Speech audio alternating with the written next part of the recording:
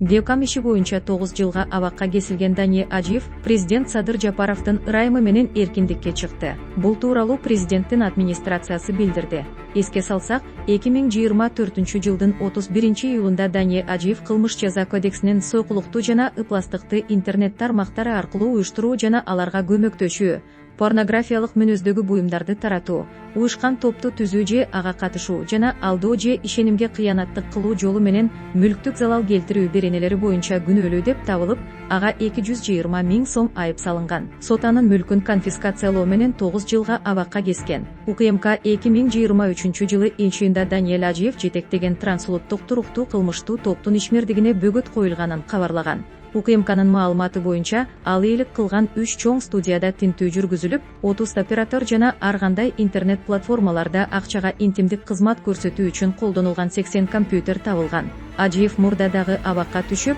бирок кайра бошонуп чыккан. 2020-жылы майда улуттар аралык кастыкты козутуу боюнча айыпталып, ТИЗОго киргизилген. Ал өзүнүн социалдык тармактагы барактарында 6 миллион кыргызды оозго алгыс сөздөр менен сөгүп кемсинткен. Анткени менен ТИЗОдо деле көпкө кармалган эмес, сентябрда психиатриялык ооруканага мажбурлап дарыланууга жөнөтүлгөн. 2022-жылы 1-февралда ооруканадан чыккан. Дания Ажиевти эл арасында порномагнат деп аташат. УКМКнын маалыматына караганда, ага таандык трансулуттук топ вебкам студиялардын ири тармагын жетектейт. Ажиев үй бүлөсү менен байманалуу жашоо кечирип, аны соцтармактар аркылуу элге жарыялап келген. Анын Инстаграмдагы барагындагы фото жана видеолордон тик учак менен учканын, Дубайга тез-тез каттап, спорттук унааларды айдаганын жана Prada, Gucci, Saint Laurent, Rolex сыяктуу бренд дүкөндөрдүн такай кардары экенин көрүүгө болот. 2023-жылы июнда кармалгандан кийин Ажиев бери дегенде $500 000 жакын сумма төлөгөнү белгилүү.